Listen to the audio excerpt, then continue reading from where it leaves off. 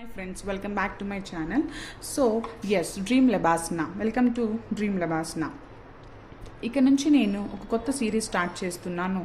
అది the constitution of India. So ఈ సిరీస్లో ఇన్ఫర్మేషన్ని నేను constitution of India direct book bare act with short notes universal LexisNexis వాళ్ళు పబ్లిష్ చేసిన ఈ బుక్ నుంచి నేను కంప్లీట్గా కాన్స్టిట్యూషన్ యొక్క డీటెయిల్స్ని, ఇంపార్టెంట్ ఆర్టికల్స్ని, స్కెడ్యూల్స్ని షేర్ చేస్తున్నాను. సిరీస్ ఆఫ్ వీడియోస్గా నేను చేస్తాను. సో ఇది వచ్చేసరికి ఈ బుక్ నేను అమెజాన్లో తీసుకున్నాను. దీనిపైన ప్రైస్ అరౌండ్ 240 రూపీస్ ఉంది. ఇది ఎవరికైనా ఇంట్రెస్ట్ ఉంటే కనుక ఈ బుక్ని పర్చేస్ చేయడం యూపీఎస్సీకి చాలా ఇంపార్టెంట్. మనం కొన్ని ఆర్టికల్స్ గుర్తుంచుకోవాలి. సో అందుకని నేను ఈ బుక్ని పర్చేస్ చేయడం జరిగింది. మీలో ఎవరికైనా ఈ బుక్ కావాలి అంటే కనుక నాకు కింద కమెంట్స్లో మెన్షన్ చేయండి. నేను మీకు లింక్ షేర్ చేస్తాను. సో ఇంకా ఆలస్యం చేయకుండా మనం ఈ వీడియోలోకి వెళ్ళిపోదాం.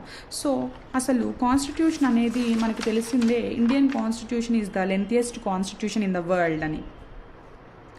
సో రీసెంట్గా ఇప్పటి వరకు మనకి ద కాన్స్టిట్యూషన్ 105th అమెండ్మెంట్ మనకి ఇప్పటి వరకు కాన్స్టిట్యూషన్ స్టార్ట్ చేసి అడాప్ట్ చేసి ఇప్పటి వరకు 105 టైమ్స్ అమెండ్మెంట్ అనేది. అమెండ్మెంట్ అంటే సవరణ, అంటే ఆల్రెడీ స్టార్టింగ్ రచించిన కాన్స్టిట్యూషన్లో తీసుకొచ్చిన చేంజెస్ తీసుకొస్తే దాన్నే మనము అమెండ్మెంట్ అంటాము. సవరించడము అంటే చేంజ్ చేయడము అనమాట.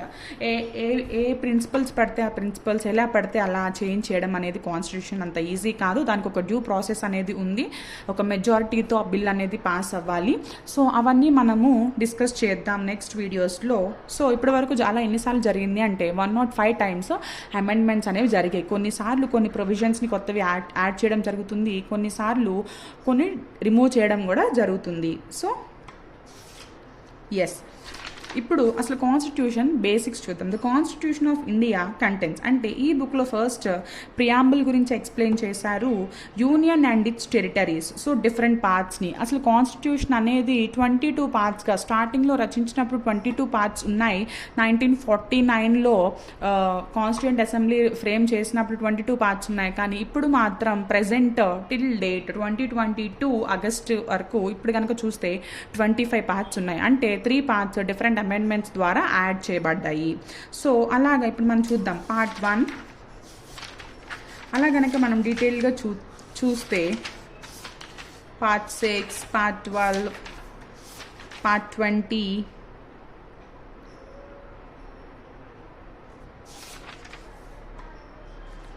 ఎస్,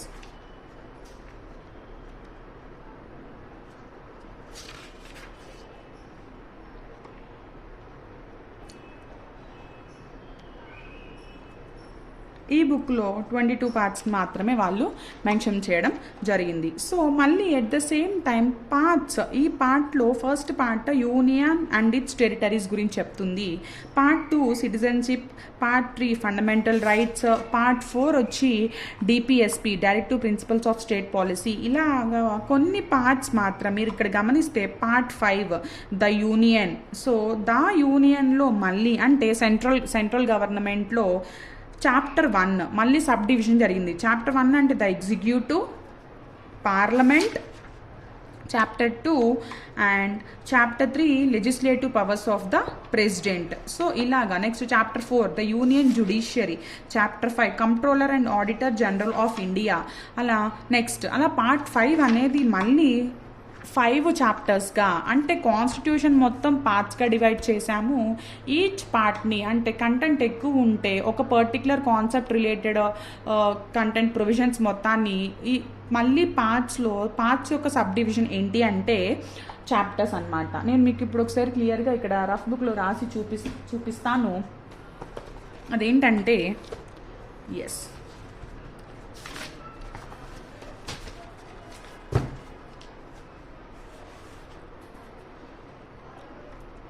సో ఇది first constitution of India. Constitution of ఇండియాని డిఫరెంట్ పార్ట్స్గా డివైడ్ చేయడం జరిగింది.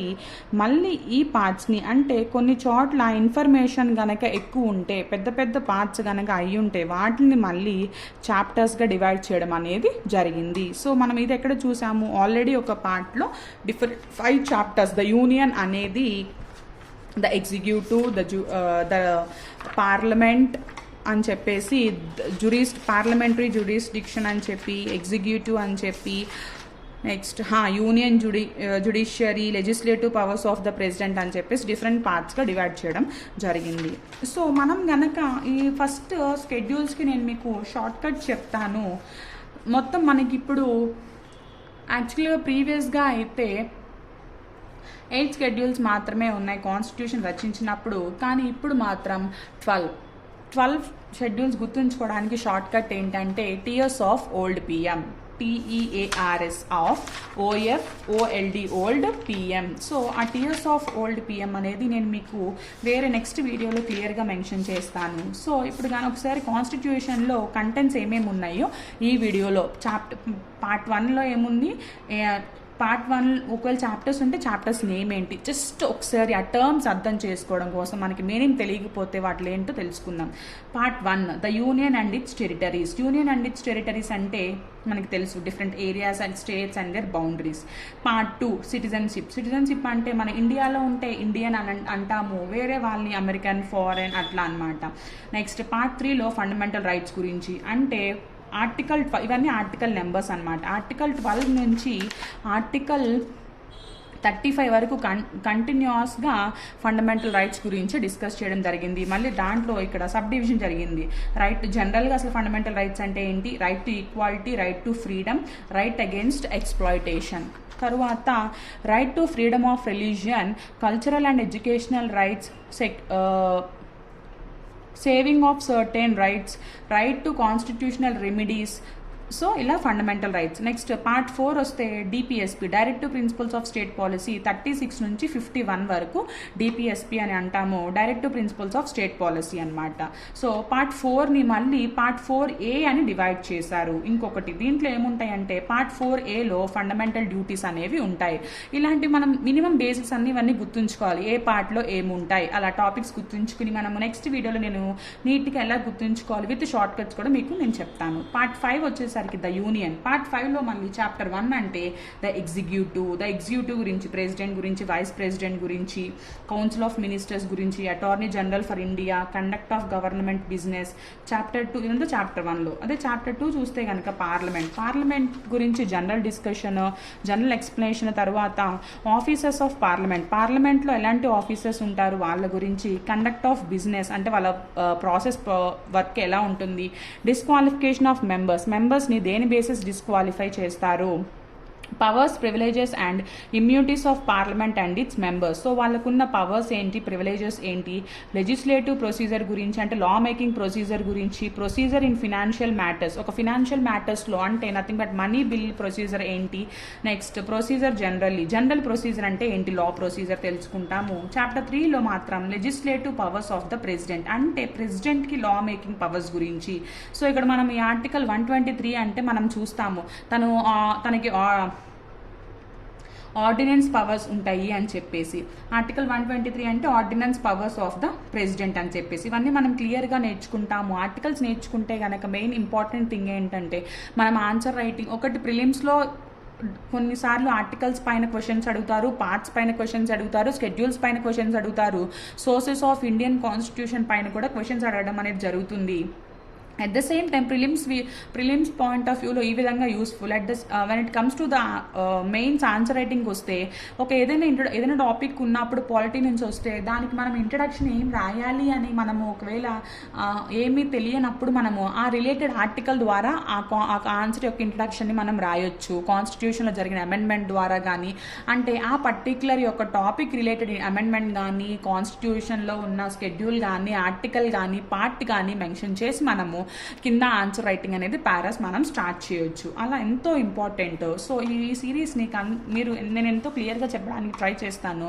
ఎక్కడ మిస్ అవ్వకుండా ఈచ్ అండ్ ఎవ్రీ వీడియోని చూడండి. మీకు ఏమైనా చిన్న డౌట్స్ ఉంటే you can ask in the comments. Chapter 4 అంటే the union judiciary. So chapter 5 comptroller and auditor general of India. Chapter 5 is nothing but comptroller and auditor general అనే ఒక వ్యక్తి గురించి. Next part 6 the states. Chapter 1 general, chapter 2 executive. States యొక్క general information, states యొక్క executive powers ఎలా ఉంటాయి, state legislature and member of legislative assemblies వాటి గురించి. సో వీటిలోనే మళ్ళీ general, officers of the state legislature గురించి, conduct of business, disqualification of members, powers, privileges and immunities of state legislatures and their members, legislative procedure in financial matters, procedure generally. Chapter 4 దీంట్లో chapter 4 legislative powers of the governor. So states అన్నింటికి కొన్ని స్టేట్స్కి head governors ఉంటారు కదా, వాళ్ళ యొక్క లా making powers గురించి. At the same time chapter 5 వచ్చి the high courts in the స్టేట్లో ఉన్న హై కోర్ట్స్ గురించి చాప్టర్ 5లో చెప్పడం అనేది జరుగుతుంది. 214 నుంచి 232 ఆర్టికల్స్ వరకు అనమాట. నెక్స్ట్ చాప్టర్ 6 వస్తే సబార్డినేట్ కోర్ట్స్, డిస్ట్రిక్ట్ కోర్ట్స్ అని చెప్పేసి అలా కొన్ని కోర్ట్స్ ఉంటాయి కదా వాటి గురించి. పార్ట్ 8 వస్తే the union territories. Part 9 the panchayats. 9A municipalities. ఇదిగోండి ఇందాక మనము 22A చూసాం కదా, అంటే 9A అని చెప్పేసి 9B అని చెప్పి వీటిని ఎక్స్ట్రాగా యాడ్ చేశారు, అంటే ఇది 23, ఇది 24 అవుతుంది. The municipalities, the cooperative societies. Part 10 the scheduled and tribal areas గురించి. పార్ట్ 11 వస్తే relation between the union and the states, అంటే స్టేట్కి సెంటర్కి స్టేట్కి మధ్య రిలేషన్ ఎలా ఉంటుంది, relation between the union and the states. దీంట్లో మళ్ళీ డిఫరెంట్ చాప్టర్స్ ఉన్నాయి. The first chapter is legislative relations, అంటే లా మేకింగ్లో వాళ్ళకున్న రిలేషన్స్ ఏంటి. చాప్టర్ 2 అడ్మినిస్ట్రేటివ్ రిలేటెడ్ వాళ్ళకున్న రిలేషన్స్ ఏంటి. General relations, disputes relating to water related disputes అనే 262 ఆర్టికల్ అనమాట. కోఆర్డినేషన్ బిట్వీన్ స్టేట్స్, అంటే డిఫరెంట్ స్టేట్స్కి మధ్య ఉండాల్సిన కోఆర్డినేషన్ అనేది 263 ఆర్టికల్. పార్ట్ 12 వస్తే finance, property, contracts and suits. Chapter 1 వస్తే ఫినాన్స్ గురించి జనరల్గా. Distribution of revenues between the union and the states, అంటే ఈ మనం ట్యాక్స్ రెవెన్యూస్ అనేవి కంట్రీకి ఉన్న రెవెన్యూని స్టేట్కి ఎలా డివైడ్ చేయాలి, యూనియన్కి ఎలా డివైడ్ చేయాలన్న దాని గురించి. మిస్లీనియస్ ఫినాన్షియల్ ప్రొవిజన్స్, ఇంకా వేరే ఫినాన్షియల్ ప్రొవిజన్స్ గురించి. చాప్టర్ 2లో బారోయింగ్ బై స్టేట్స్, అంటే బారోయింగ్ గురించి. నెక్స్ట్ చాప్టర్ 3 వస్తే property, contracts, rights, liabilities, obligations and suits. Chapter 4 right to property గురించి. పార్ట్ 13లో trade, commerce and intercourse within the territory of India. So territory of India మధ్య జరగాల్సిన trade, commerce, intercourse అనేది. Part 14 services under the union and the states. దీని మళ్ళీ different chapters. Chapter 1 is services, chapter 2 is public service commission. PSC అని అంటాం కదా, exams జరుగుతాయి, పిఎస్సికి apply చేశాను, నేను ప్రిపేర్ అవుతున్నాను అని, ఏ స్టేట్ కా స్టేట్ ఎగ్జామ్స్ ఉంటాయి కదా అలా అనమాట. నెక్స్ట్ పార్ట్ 14A చూసారా, part 14A. So 22 normal part, 22 casual particle parts. 23 వచ్చేసరికి 9A and 23 9B, 23 24 9A 9B, 25th one వచ్చి 14A. సో ఎక్స్ట్రాగా యాడ్ చేసిన ఇవి మనకి టోటల్ చూడటానికి కౌంట్ మాత్రం 22 అనే నెంబర్ ఉంటుంది, కానీ కౌంట్ చేస్తే టోటల్ 25 పార్ట్స్ ఉంటాయి. ఒకటి 9A 9B extra and 14A extra ఒకటి, ఇది మనం గుర్తుంచుకోవాలి. పార్ట్ 14A అంటే ట్రిబ్యునల్స్ గురించి. Part 15 is nothing but elections.